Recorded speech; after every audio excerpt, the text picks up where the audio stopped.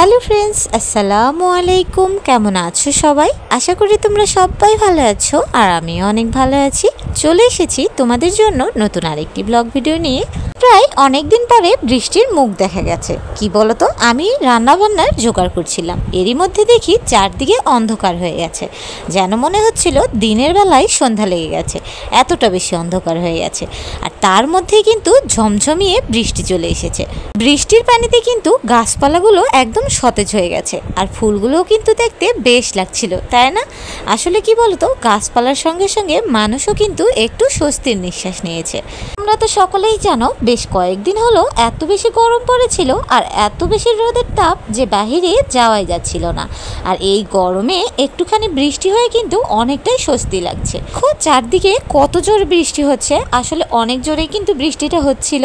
আর এই বৃষ্টির দিন এলেই না আমার মনে পড়ে যায় ছোটবেলার কথা।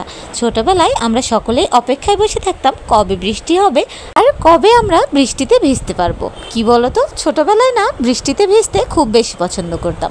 সকলে একসঙ্গে বৃষ্টিতে গোসল করার মজাই কিন্তু আলাদা, কি বলো, তাই না?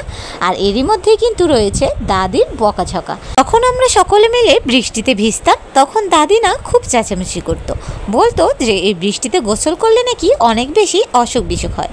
এর জন্য দাদি সবসময় বকাঝকা করতো যেন আমরা বৃষ্টিতে না ভিজে তাড়াতাড়ি উঠে আসি। কি বলতো, এই সময়গুলোতে দাদির সেই কথাগুলোকে খুব বেশি মিস করি। এখন তো আমাদের বকাঝকা করার মতো আর কেউ নেই, আর আমরা খুব একটা তেমন বৃষ্টিতেও ভিজি না।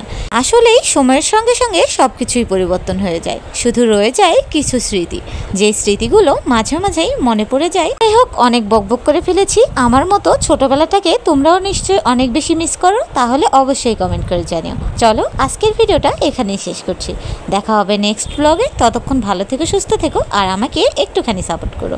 টাটা বন্ধুরা।